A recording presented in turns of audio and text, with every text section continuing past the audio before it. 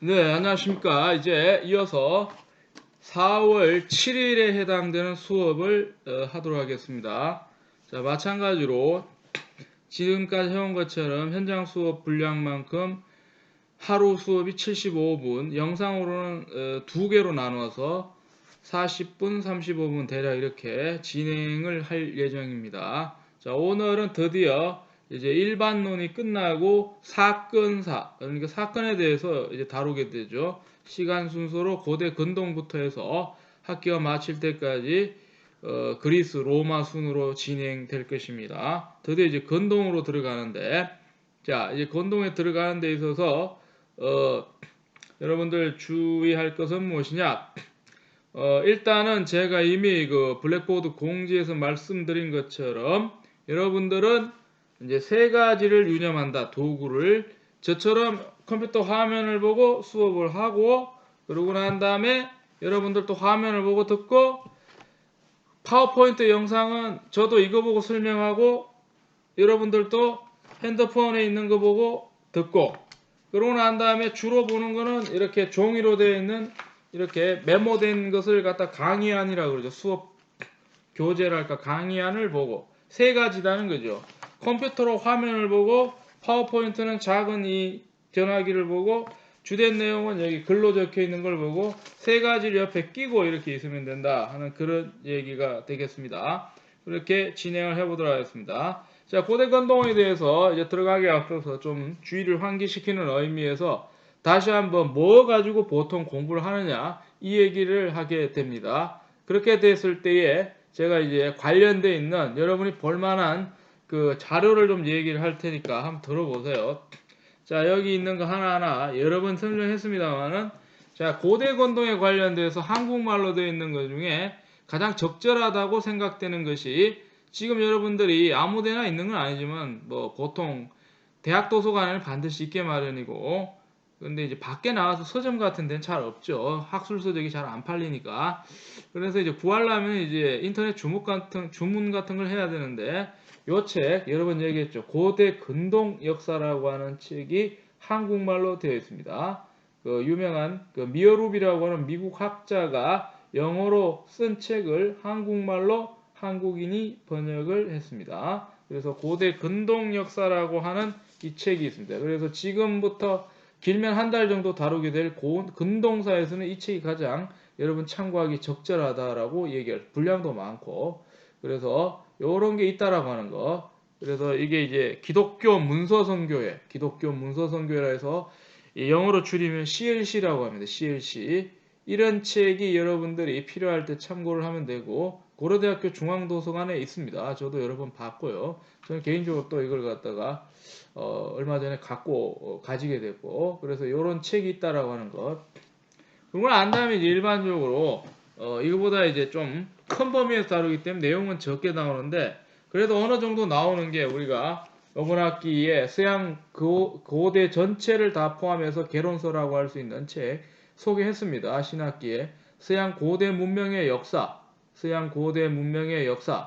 다락방이라고 하는 출판사에서 나온 거죠. 이것도 그 두 명의 외국인 학자가 영어로 쓴 것을 한국인이 번역을 했습니다. 그 보면은 대략 앞부분쯤에 고대 근동이 이렇게 나오게 됩니다. 나오게 되는데 아무래도 이게 좀 풍부하게 많이 나오죠. 풍부하게 많이 나오고 이거는 이제 아주 뭐 그리스 로마하고 같이 다루다 보니까 분량이 팍 줄어든다라고 알면 되겠습니다. 그러고 난 다음에 이제 고대 근동에 대해서 또 얘기를 하자면 이제 이 책인데 요거는 이제 번역이 안 되고 독일어 원판인데요. 그 클라인의 게시시대 드 안티케라고 해서 고대의 작은 역사. 뭐 다른 말로 하면은 고대사를 최소화해서 요약한 거 이런 말입니다. 그래서 분량이 작습니다. 이거는 230페이지로 되어 있고 근데 제가 이제 요 고대 근동 수업 진행하면서 후반기에 이미 번역이 이 책 중에 일부가 고대 근동 부분인데 제가 번역을 끝냈어요. 그래서 이거를 강의 자료에 올려가지고 같이 읽어보려고 하니까 그건 아마 조만간 며칠 안에 제가 강의 자료에다가 게시를 할 거예요. 그래서 그걸 갖다가 기적하시고 여기에도 한 20, 30%는 고대 근동 얘기가 나옵니다. 그래서 굉장히 유익한 책입니다. 한국말로 우리가 번역한 걸 볼 수 있다라고 하는 거.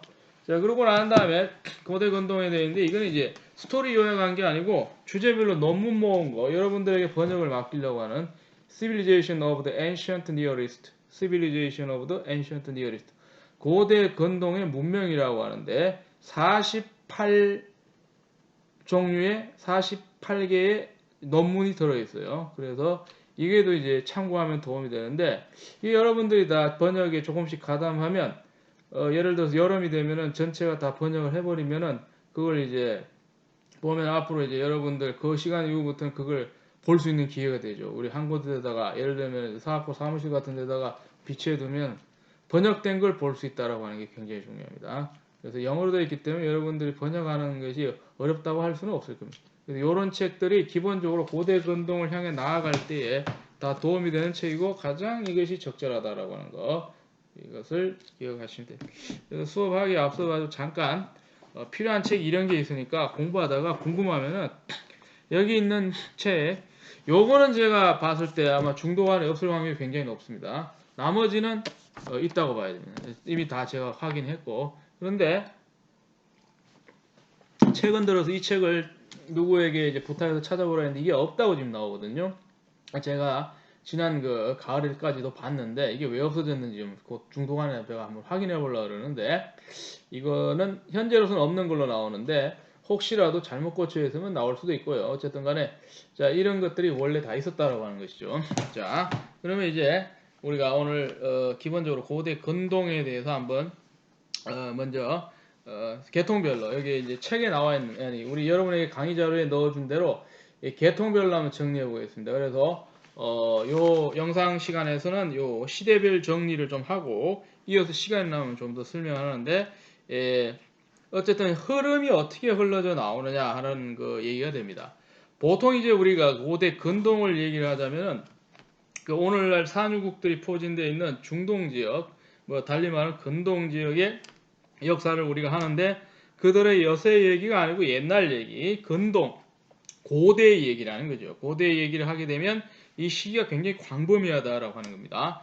대략 우리가 이제 정리할 때 평균적으로 기원전 3500년 정도부터 해서 알렉산드로스 대왕이 가서 정복해서 고대 근동의 정치적 주권이 상실된다. 즉 그리스에게로 넘어갈 때까지 대략적으로 BC 330년까지를 보게 되면 3000년이 넘는 이 긴 구간이 고대 근동의 고대사가 된다는 거예요. 고대사. 그래서 그 시기를 우리가 어떻게 다룹니까? 서양 고대사 시간에는 예를 들어서 우리처럼 좀 많이 하면 4주, 적게 다룰 때는 1주도 안 다룬 그런 고대사 수업도 있고 이때까지 많은 고대사 수업에서는 고대 근동이 생소하기 때문에 다루지 않고 막바로 그리스사부터 시작하던 것도 많이 있었습니다. 그런데 이제 고대 근동이 중요하다는 걸 우리가 인식을 하고 그리스 로마에 앞서서 분명히 존재했고 지중해 지역의 공동의 어떤 거대한 생활권에서 교류했던 지역으로서 서양 고대에 관련이 되기 때문에 배워야 된다라고 하는 얘기를 할 수가 있습니다. 자 그러면 여기 36페이지에 나오는 것처럼 이것도 여러 가지로 시기들을 나눠서 우리가 얘기를 할 수가 있습니다. 자 그러면 일별을 한번 해보겠습니다. 쭉 어떤 흐름으로 나오는 것이냐. 처음에는 문명이 막 시작된 문명이라고 하는 것은 어떻게 됩니까? 우리가 이제 글자가 없어서 미개한 생활 그러고 난 다음에 질서가 없고 개념이 없이 닥치는 대로 살다가 문자가 생기면서 정착하게 되고 안정하게 되는 그때부터 해서 어떻게 되면 문명사라고 해요. 역사는 역사라 하더라도 그전에는 선사라고 해서 문명이 있기 이전이라는 거죠. 그것도 역사는 역사니까. 그래서 이제 선사에서 문명사로 넘어오는 게 이제 우리가 다루기 시작하는 것인데 그때에 바로 기원전 3000년, 3500년 전에 거의 비슷한 때에 거의 동시입니다. 이집트하고 고대 근동의 이 메소포타미아에서는 최초의 그러한 삶의 모습이 나타났다라고 하는 것입니다. 그랬을 때 처음에는 이 근동 지역, 오늘날로 치면 이제 이집트는 제외하고 먼저 근동을 그러니까 메소포타미아를 먼저 얘기를 하자면은 이 메소포타미아 지역에 우리가 많이 잡으면 기원전 3500년 정도 되면 문명이 들어서게 되고 정착을 하게 되고 사람들이 높은 수준의 생활을 향유하면서 집단을 이루고 공동체적인 영위를 하게 됐다라고 우리가 얘기를 할 수가 있습니다. 자, 그것을 가지고서 우리가 뭐라고 얘기를 하느냐라고 한다면은 바로 이것이 수메르인들이 나타나기 시작했다라고 합니다. 오늘날 우리가 말하면 이라크의 남단 지역에 수메르인들이 나타나기 시작했다는 거죠. 그러면 이 이라크가 뭔지를 여러분들 궁금하시면은 여기를 한번 보세요. 이렇게 보면은 이 PPT 중에 잘 보이는지 모르겠는데 이게 잘 안 보이십니까, 여러분들?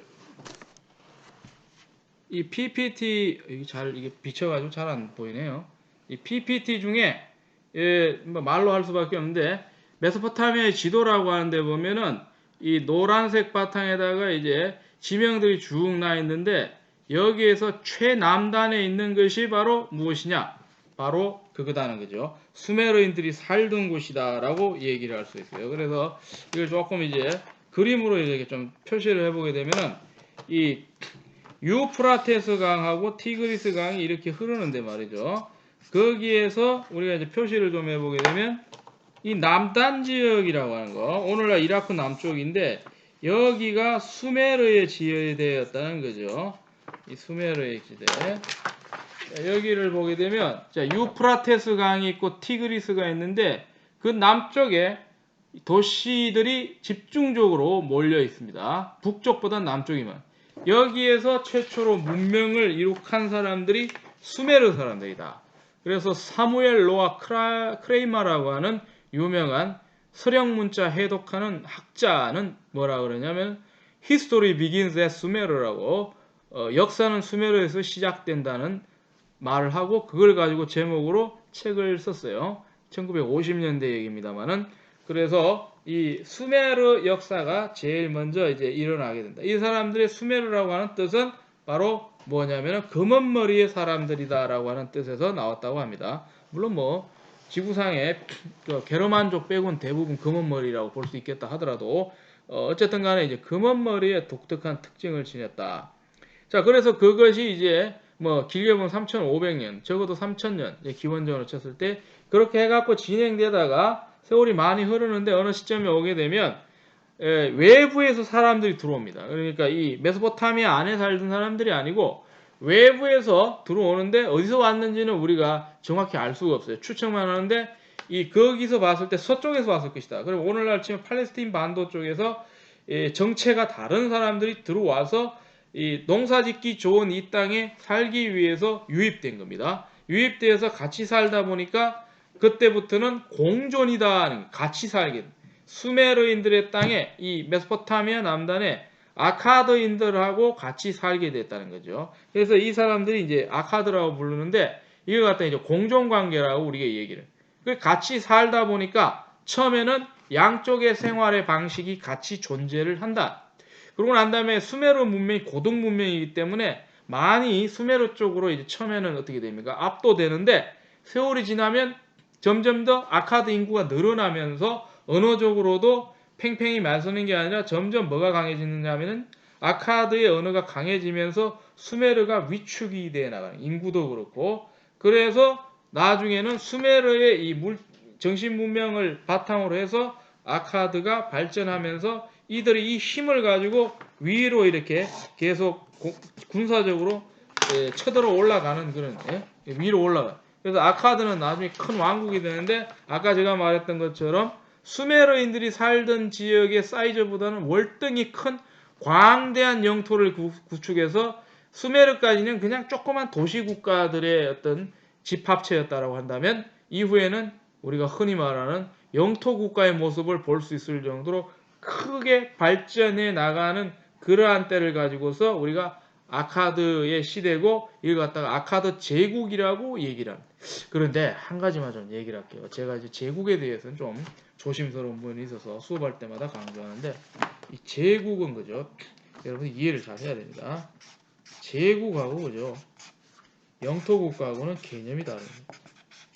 그렇지만 학자들이 자꾸 그 구분하지 않고 막 씁니다. 그래서 여기서 제국이라고 해서 우리가 말하는 로마처럼 체제가 그냥 제국으로 되어 있다고 보면 안 되고 땅덩어리가 커졌다고 그냥 보세요. 제국은 함부로 나타나는 게 아니에요. 자, 제국하고 영토국가를 우리가 구분할 줄 알아야 돼요. 제국. 제국이라고 하는 건 우리가 이 이론적으로 설명하자면은 큰 영토를 갖고 있다고 제국이 아니고, 그렇다고 해서 우리가 그런 걸로는 말하면 안 됩니다. 우리가 수치로 쟀을 때 뭐 제곱평방미터에서 몇 이상이 되면 제국, 예를 들어서 뭐 우리나라 한 10배 되면 제국으로 인정하고, 그렇게 하는 게 아니라는 거죠. 제국이 되려면 이 제국다운 요소를 갖추고 있어야 되는데, 가장 중요한 것은 뭐냐, 일단은 수치로 이렇게 꼭 집어서 말할 수는 없지만은 제법 큰 땅이 돼야 되네. 이전에 처음 출생했을 때보다는 압도적으로 큰 땅이 되어야 되고, 거기에는 이질적인 많은 다른 요소들의 영토들이 전쟁이나 여러 가지 방식으로 섞여져 있어요. 그러고 난 다음에 이 제국의 통제를 받아야 돼요. 그럼으로써 반드시 있어야 되는 게 뭐냐면 공납 관계가 구성이 돼요.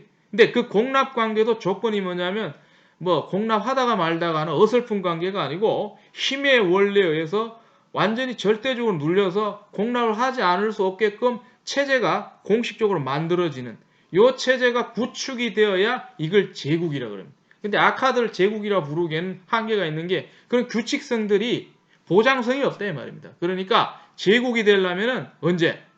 그러니까 적어도 아시리아 제국까지는 시간이 필요하다. 그러면 언제냐? BC 9세기가 가야 인류의 역사에, 지구사에 드디어 제국이 나오는데 아시리안 임파이어가 나옵니다. 이게 세계사에서 제일 처음. 동양에는 그보다 한참 뒤에 BC 3세기 221년 BC 221년에 누가 나타나냐면은 진시 황제, 진시 황띠라고 이제 발음을 하죠. 이 진시 황제가 나타나서 제법 큰 영토죠. 지금 중국 영토에 얼마 되는지 모르겠어요. 절반도 안 되겠습니다만은 그 정도라도 어떻게 돼요? 큰 땅을 하나의 영토 통치자 아래 묶어놔. 그래서 제국을 만들어서 이제 군현제 같은 걸 만들어서 체계를 만들어. 그래서 정확하게 나는 제국이고 밑에 있는 애들은 왕이다는 거죠. 이런 식으로 해갖고 체제를 엄격하게 구분하기 때문에 경제적 관계, 정치적 관계 정확히 성립되기 때문에 이걸 갖다가 제국이라고 얘기해요. 그래서 이 아카드 제국은 편하기 위해서 편의상 말하는 거지 제국이 아니고 그냥 영토가 커졌다 이렇게 보면, 그걸 갖다 보통 왕국이라고 그러죠. 왕으로 되어 있으면 왕이 없으면 뭐 그걸 갖다 영토 국가라고 하면 되는 거고, 그래서 제국하고 영토 국가는 구분해야 된다는 거예요. 우리가 제국 시리즈를 좀 이따가 하는데 지구상에 제국 많이 출연했는데 우리가 흔히 제국이라 그러는 걸 전부 제국이라 그러면 안 됩니다. 예전에 그걸 보니까 제가 KBS 드라마 보니까 그 우리나라 지금 남한 영토에 어떻게 돼? 3분의 1도 안 가지고 있는데 백제 제국이다 뭐 이렇게 얘기를 하더라고요. 그 부르기 나름인데 그걸 제국이라 할 수 없죠. 그냥 영토 국가죠. 영토 국가. 지구상에서 제국이 형성된 거는 그렇게 많지가 않습니다. 아시아 역사만 보더라도 2개밖에 없습니다. 중국이 대대로 물려받았던 광활한 그 제국, 중국 제국이죠. 이 때마다 이제 왕조를 바꿔가면서 뭐 한제국 하다가 당제국 이런 게 맞고, 일본이 딱 한 번 제국을 했는데 언제냐면요, 아무 때나 제국이 아니고 자기들이 황제로 부르는 건 마음대로 불러라는 거죠. 제가 봤을 때는 20세기에 1차 대전과 2차 대전 사이에 몇십 년간은 제국이 맞습니다. 왜냐하면 자기보다 압도적으로 많은 땅, 한국을 포함해서 중국 일부, 동남아시아 대부분 국가를 자기 영토 아래, 그러니까 원래 일본 땅보다도 10배, 20배 큰 땅을 실제로 일본의 황제 밑에다가 집어넣어서 그 어떤 경제적 체제를 가지고서 마음대로 원격 조정을 했죠. 그니 일본 제국이라고 할 수 있죠. 그거는 그 정도가 제국이지 함부로 우리가 제국이라고 부를 수 있는 그런 경우가 많지가 않다. 자, 서설이 너무 길었는데 이건 여러분들이 오해를 하지 않도록 하기 위해서. 그래서 이 수메르인들이 살던 땅에다가 아카드인들이 들어오고, 아카드인들이 도시국가 수준을 갖다 영토국가로 불려놨다는 거예요. 세월이 흐르면서. 그리고 중요한 것은 수메르어를 쓰던 사람들이 점점 밀리면서 아카드 언어가 뭡니까? 주류가 되어갖고 대세가 되어버린다라고 하는 거예요. 그렇지만 완전히 없어진 건 아니지만 수메르 언어가 자꾸 밀리게 되는 거죠. 뭐 이런 현상들에 의해서 메소포타미아의 실질적인 주축은 이제 외부에서 들어온 애들이라는 거죠. 서쪽에서. 그렇게 이제 이해를 하시면 된다는 거죠. 그렇게 진행이 되다가 이제 좀 더 자세히 들어가는데, 이 아카드에서도 세부적 왕조들이 나누어지는데 우루 왕조 시대가 굉장히 중요한 시대라는 거죠. 우루도 1, 2, 3이 있는데 그 중에 역사에서 중요한 건 뭐냐? 우루 삼왕조다 이 말이에요. 우루 삼왕조. 이미 여기에 제가 적어놨죠, 그죠? 그래서 2112에서 2004년까지의 이 기원전 이 시기에 되면 5명의 왕이 이렇게 순서대로 이제 그 집안에서 나와서 다스리는데 이때의 문화의 전성기다. 수메르 문명이 처음에 번성했을 때처럼 어마어마한 번성기를 누리면서 뻗어갔던 그 시대가 바로 우루의 사망조 시대다. 뭐가 많으냐면은 전형적으로 우리가 좀 얘기를 하자면 지구라트들을 많이 만들었다는 거죠. 그래서 여러분 궁금하면요. 여기 이제 지구라트를 좀 보시면 되는데 지금 이게 한번 불을 한번 꺼보겠습니다. 이게 그걸 봐야 되는데.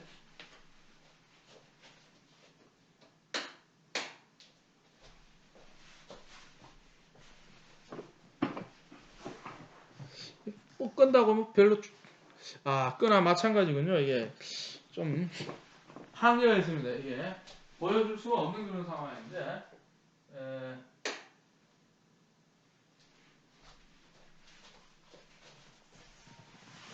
자, 그럼 할 수 없이 여러분들 이 폰에 있는 걸 보세요. 여기 보게 되면 지구라트가 뭐냐면요.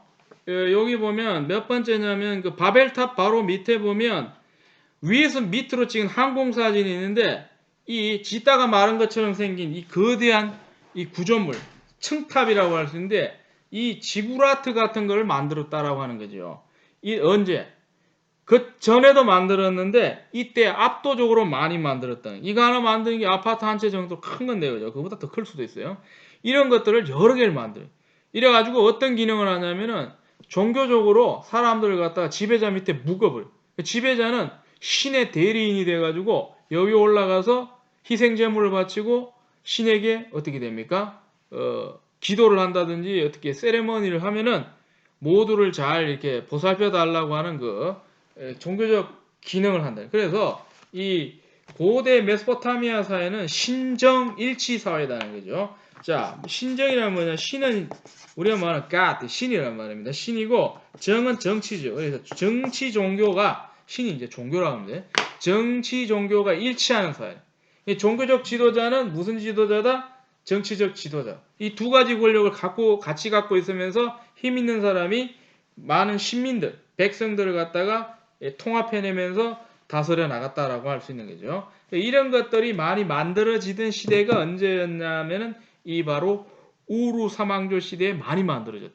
유물이 무지막지하게 많이 나왔습니다. 제가 한번 얘기한 것처럼 재작년 가을에 말이죠. 지금 이미 오픈을 했습니다만은 우리나라가 야심을 가지고 세계적으로 큰 문자 도서관을 만들었어요. 문자도. 그래가지고 지구상에 있는 뭐 끌어모을 수 있는 모든 문자를 다 끌어모아서 이렇게 전시를 하는 거죠. 그래서 그때 만들기 직전에 고대 근동 문자들도 좀 이렇게 유물을 갖다가 가지고 전시한다 그래가지고 전문가들 의뢰해가지고 검토한 적이 있어요. 그때 이제 한번 갔다 온 적이 있는데 그때도 제가 대부분 제 눈으로 봤던 게 우루 사망조 시대가 거의 100%입니다. 거기서 나온 걸 가지고서 제가 다 보고 왔다는 거예요. 그 놀랍죠, 그죠? 제가 이제 해야 될 일은 저도 뭐 앞만 봐도 모르는데 진품이냐 모조품이냐를 이제 판정을 해야 되는데 다 알 수가 없죠, 그죠? 그래가지고 본 적이 있는데 이 시대에 유별나게 많다는 그 인상을 강하게 받고요. 우루 사망조 시대라고 하는 게 있었다라고 하는 거죠. 우루 사망에 수많은 사람이 있는데 이 중요한 우루 남무라고 하는 사람도 있죠, 그죠? 이 우루 남무가 뭘 하냐면은 한참 몇백 년 지나면은 함무라비 법전이 나와요. 그게 나올 수 있도록 성부적인 모델이 됐던 게 우루남무의 법전입니다. 우루남무의 법. 이제 우루남무의 법전이 궁금하시는 분은 여기 보면은 파워포인트에 있다는 거죠. 나중에 시간 되면 제가 다 설명을 합니다만은 시간이 어떻게 지나가느냐에 따라서 설명을 많이 하느냐 적게 하느냐 이제 할 수 있는데 저도 지금 찾고 있는데 저도 이거 하나밖에 못 봐서 시간이 많이 걸려가지고 우루남무의 법전 같은 것이 나오면서 함무라비로 가는 길을 열었다라고 이렇게 얘기를 할 수도 있고요. 자, 그러고 난 다음에 이제 그 다음 시대가 되면 어떻게 되냐면 우루 사망조가 끝날 때쯤 되면 2004년 정도 돼서 외부에서 외적이 쳐들어온다. 어디? 오늘날 이란과 이라크 경계에 있는 이라크 가까운 지역 이란 땅. 옛날엔 이란이라 그러기보다는 이제 여러 가지 다른 이름이 있는데 이 당시에는 이제 엘람이라는 발음을 하게 돼요. 이란이 광활하게 큰데 그 중에 이 메소포타미아 쪽 가까운 데에 살던 이란계가 뭐냐? 엘람입니다. 엘람. 이 엘람은 유명했는데 성경에도 자꾸 이름이 나오는 그런 옛날부터 존재하던 부족. 엘람이 쳐들어와 가지고 어떻게 우르 사망주를 무너뜨리는 거죠. 무너뜨리면서 이제 이 메소포타미아는 다른 민족이 이제 다스리기 시작하죠. 그죠? 그때에 이제 뭐가 이제 두드러지게 나타나냐면 아마도 서쪽에서 왔다고 여겨지는 처음에 서쪽에서 온 애들을 광활하게 아카드라고 그랬는데 요번에는 뭐라고 하냐면 신을 갖다가 믿는데 아무루 신을 믿는다. 아무루. 그죠? 이 신을 믿는 애들이라 그래가지고 이걸 갖다가 아모리족이라고 합니다. 아모라이츠. 아모리족들이 와갖고는 이 살기 좋은 고대 근동 메소포타미아 안에 정착하면서 왕조를 세웠는데 이게 바로 바빌로니아 왕조라고 불리는 왕조예요. 바빌로니아. 근데 이 바빌로니아도 이제 대대로 이런저런 바빌로니아 있어요. 그래서 처음 바빌로니아 왕조라 그래서 이걸 뭐라 그러냐면 고바빌로니아 왕조다 이렇게 얘기합니다. 여기 나와 있죠. Old Babylonian Time 왕조입니다. 그래서 1596년에 망할 때까지 제법 긴 시간 400년이 넘도록 이 고바빌로니아 시대가 이제 열리게 된다 이렇게 얘기를 할 수가 있대요. 그러면 이 고바빌로니아 시대는 어떤 특징이 있느냐? 간단하게 말하면 이 고바빌로니아가 이제 2003년도부터 있다 그러면 이 시기가 400년이 넘는데 대략 중간쯤 가면 획기적인 역사적 인물이 나타나는데 유명한 함무라비가 나타나는 거예요. 함무라비. 여긴 달리 표현 안 했습니다. 후에 우리가 또 자세히 배우게 되는데 이 함무라비는 여러분 많이 들어봤죠. 그죠? 법전 하면 함무라비 법전이라고 해갖고 심지어 우리 이제 초딩 때부터 배우는데 이 함무라비가 굉장히 중요하다. 왜 중요합니까 여러분? 혹시 아는 사람 있어요? 이 함무라비는 법전이에요. 282개 조에 오늘날에도 적용할 수 있는 구체적인 법 조항을 만들어서 사회 기강을 바로잡자고 노력한 사람이 바로 함무라비 왕이다. 자, 그러면 이 함무라비 왕이 어떻게 돼요? 집권했을 때가 1792년이 돼요. 그러면 50년까지 42년 동안 비교적 오랫동안 다스리는 17은 생략하고 1790에서 1750까지 다스리는데 이때에 함무라비가 한 것 중에 치세가 통치가 끝나갈 무렵에 마지막 나온 큰 임팩트가 뭐냐 이 법전을 만듭니다. 법전을 만들어서 사회에 억울한 사람들, 그 사회적인 약자들을 갖다 보호하는 그런 조치를 취하는 거예요. 그렇게 하지 않으면 사회가 안 돌아갈 정도로 그 당시 사회 질서 자체가 굉장히 필요한 시대를 살고 있었다라고 하는 것을 여러분들이 아셔야 돼요. 함무라비도 굉장히 이런 걸 생각할 정도로 선각자이긴 하지만 그걸 안 만들면 자기가 존립할 수가 없는 그런 상황. 그래서 함무라비 법전을 만들어서 이게 나중되면요 간접적으로 조금씩 영향을 주는데 직접 영향 주기엔 세월이 너무 깁니다. 로마의 서기 6세기가 되면 유스티니아누스가 드디어 이 민법 대법전을 만드는데 그것에 우리가 관념적으로 연구해서 사상적으로는 함무라비 영향을 받고 있는 거예요. 근데 이게 또 나중에 직접 영향을 어디에 주냐면 세월이 많이 지나면 1800년대로 가면 어떻게 해요? 500년대 1300년 더 지나면 나폴레옹이 만든 근대 민법 시빌 코드를 만들게 되는데 여기에 큰 영향을 주고 그래서 이 큰 궤보에서 봤을 때는 첫 번째가 함무라비 그러고 난 다음 세월이 좀 지나면은 유스티니아누스 대법전 그러고 난 다음에 오늘날 또 사용하고 있는 근대 법전의 아버지라고 하는 나폴레옹의 민법전 이 궤를 갖다가 깨고 있는 이 정점에 서 있는 법전이 함무라비 법 물론 함무라비 어디서 영향을 받냐면 자기가 처음은 아니죠. 우루나무 같은 게 원초적으로 존재해요. 거기서 영향을 받는 거죠. 무에서 완전히 창조된 건 아니다. 그래서 함무라비는 굉장히 중요하다. 이 함무라비는 우리가 간과해서는 안 되는 게 자꾸 법전만 알고 그러는데 법전 말고도 굉장히 유익한 역할을 한 게 뭐냐면 이 자기 시대에 와서 자기 나라를 엄청나게 강성하게 만들어요. 그러니까 영토를 어마어마하게 크게 만들어요. 그 주변에 있는 나라들을 갖다가 뛰어난 뭡니까? 정치적인 전략을 가지고 하나하나씩 자기 영토로 끌어들여요. 동서남북으로 강국들이 있었는데요. 전부 다 뛰어난 외교 정책을 해서 A를 갖다가 무너뜨리기 위해서 B하고 동맹하고, 그러고 난 다음에 B를 무너뜨리기 위해서 C하고 동맹. 이런 식으로 해서 하나하나씩 다 무너뜨리고 자기가 이제 통치기 후반에 가면 그 주변에 있는 강국들을 갖다가 다 어떻게 다 자기 영토로 집어넣어. 그래서 그 이후로 굉장히 오랫동안 어떻게 돼요? 큰 어려움 없이 지속돼 나가는. 그래서 이 사람은 정말 여러 면에서 어떻게 그 전에 있던 그 후에 누구하고 비교하기도 좀 힘들 만큼 압도적으로 뛰어난 업적을 만든 사람이 함무라비 시대. 그래서 이제 고바빌로니아 시대를 다른 얘기도 해야 되겠지만 함무라비가 보여준 걸 가지고서 대략 이렇게 이제 우리가 정리를 할 수가 있는 것이죠. 자, 그러고 난 다음 이제 세월이 지나면 1596년이 되게 되면 외부에서 이제 또 뭐가 내려오는데, 요번에는 어떻게 동쪽에서 오는 애들인데 자그로스 산맥이라고 있어요. 자그로스 산맥을 보고 싶으면은 여러분들 이제 앞에 내 지도를 깔아놨는데 말이죠. 제가 한번 찾아보겠습니다. 이 파워포인트를 보면은 지도가 있는데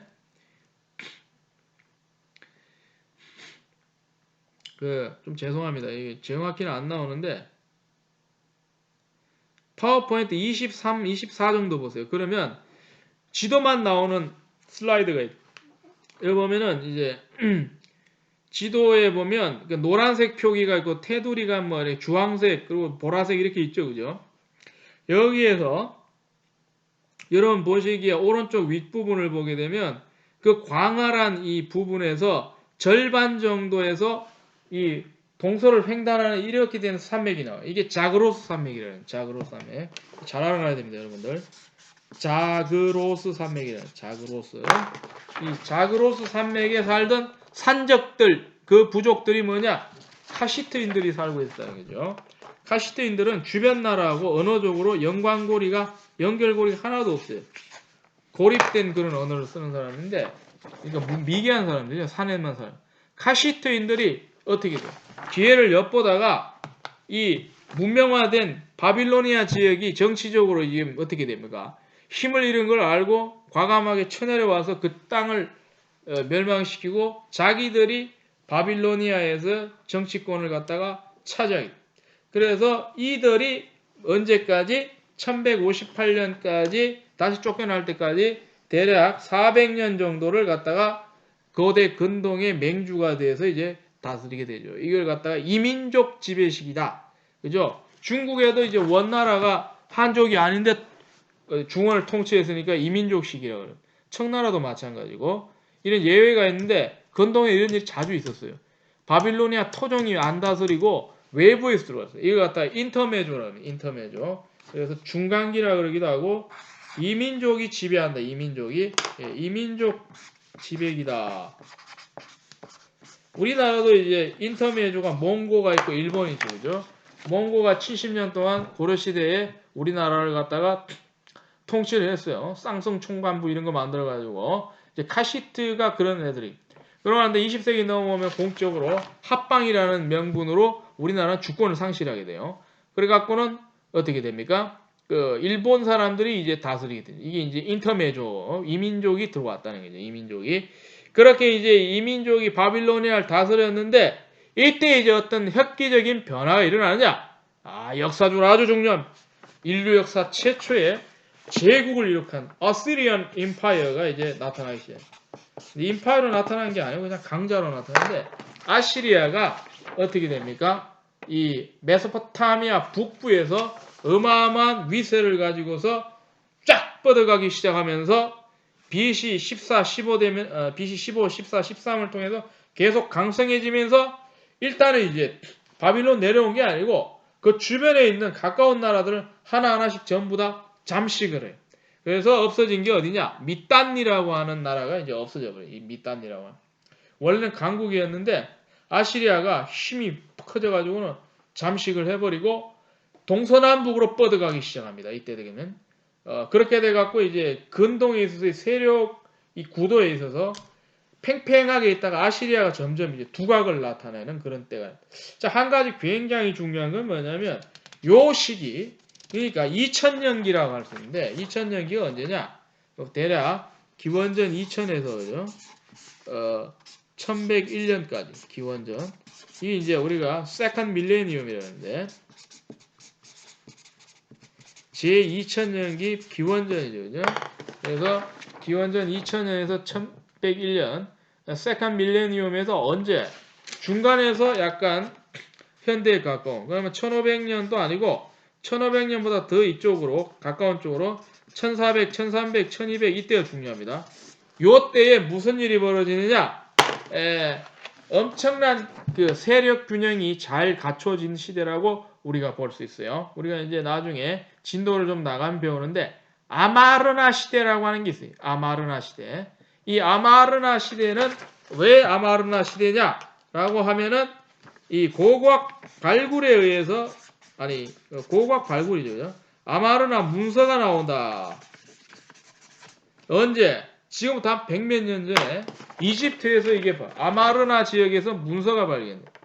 이게 뭐냐면 이집트에서 농부가 밭에서 밭을 갈다가 둔탁한 금소금을 갖다가 쟁기에서 듣게 돼. 듣게 되니까 어떤 일이 벌어졌냐면 예사롭지가 않으니까 아무래도 이제 자기 나라가 문화재 국가라는 걸 자기가 아니까 혹시 뭐가 나올란가 해갖고 신고를 했겠죠. 그죠? 그러니까 느낌이 있으니까 전문가들 보내는 거죠. 그냥 막 파서 될 일은. 그래서 이때 이제 서양 고고학 팀이 가갖고 아무래도 뭔가 나올 것 같아서 조심스럽게 파보니까 아마르나 이 문서가 나오는데 처음에는 이게 뭐 조그맣게 뭐 예를 들어서 뭐 이렇게 요만한 거 뭐 하나 나오는 거 아닌데 그게 아니고 그죠. 옛날에 이집트 왕이 살던 왕궁터가 완전히 발견이 돼. 거기에 많은 문서가 같이 발견. 이집트 언어만 된 게 아니라 외국에서 주고받은 거니까 이 아카드 언어나 아니면 저기 고대 건동 쪽에 쐐기 문자로 걸켜가지고 점토판에 쓰여진 그런 문서들이 대량 발굴이 돼. 대량 발굴. 엄청난 획기적인 발굴이 지금부터 100몇 년 전에 일어났어요. 그러니까 당연히 해독이 되는 사람들이 들러붙어가지고 장기간 뭡니까? 해독을 하는 거죠. 이게 무슨 뜻이냐? 해거하니까 어떻게 돼요? 해독이 되는 거예요. 해독이 되니까 이게 무슨 일이 벌어졌냐면은 이때 제가 말한 1300년대 전후로 해가지고 고대 근동 지역에서 여러 나라 군주들, 왕들이 외교 문서를 주고받은 게 정황이 완전히 드러난다는 거예요. 그러니까 그때에 이 시기에 유별나게 국제적으로 그다지 전쟁이 많지 않았던 게 오랫동안 수수께끼였는데 왜 그런지 알겠다. 왜? 평화를 유지하기 위해서 서로 동맹을 맺어놨으니까. 이집트 왕과 주로 누구냐면은 메소포타미아 지역의 왕 아니면 히타이트의 왕 이런 사람들이 꼬박꼬박 폴리티컬 메리지라 그래가지고 정략 결혼이다. 정략 결혼. 정치적인 이유로 결혼하는 거예요. 이 정략 결혼을 했다 이게. 그래갖고 자기들끼리 어떻게 됩니까? 혼인으로 피가 섞여버리니까 싸우기가 좀 이렇게 껄쩍지근하게 되는 것이죠. 그죠? 그래가지고 이제 이 당시에 수많은 나라들이 있는데 이제 이집트, 히타이트, 그러나 아스리아, 바빌로니아, 엘람 이 정도는 여러분 외워놔야 됩니다. 이게 이제 이 기원전 2000년기에 국제적인 세력 균형의 이유가 되는데 그러니까 BC 2000년기라 세력 균형을 얘기해주는 아마르나 문서에서 뭐가 나온다? 이집트가 나오든 히타이트가 나오고 그리고 아시리아가 나오고 그리고 바빌로니아가 나오고 그리고 엘람이 나오고 더 있습니다만 더까지 하여튼 적어도 한 5개 되는 나라가 그 당시에 큰 나라인데 이들이 세력이 균형이 돼갖고 서로 동맹을 통해서 되도록이면 전쟁을 피하려고 했던 그런 흔적이 나타나게 됩니다. 이게 아마르나 문서를 통해서 우리가 밝혀질 수 있습니다. 여러분 궁금하면은 그 구글 같은 데다가 막바로 영어로 그죠? 아마르나라고 쳐보면요. 그게 뜹니다. 그러면 수십 페이지 설명이 나오는 게 아마르나 문서 굉장히 중요합니다. 그래갖고 이제 이게 이렇게 지내다가 어떻게 되냐면 이게 이제 2200년기가 와요. 1200 BC. 이때는 민족 대이동의 시대라 그래서 수많은 민족이 막 이동을 해요. 그래갖고는 그때부터는 서로 도망가기 바쁘니까 어떻게 됩니까? 자료가 잘 안 남아서 암흑기로 넘어가요. 암흑기로 넘어가고 난 다음에 이제 세월이 흐르는 이제 어떻게 1천년기로 넘어와 버려요. 이제 BC 1000년에서 그보다 낮은 단위로. 그러다 되면은 이때 이제 등장하는 게 제국의 시대가 이제 시리즈로 쫙 열린. 그래서 오늘 이 첫 영상은 여기까지 하고 이어지는 영상에서 이제 제국이 어떤 식으로 흘러가는지 하고 이제 그 이후로부터는 어떻게 이 흐름을 잡아놓고 이제 통사적인 설명을 좀 더 자세히 하겠습니다. 자, 경청하시느라고 수고하셨습니다. 감사합니다.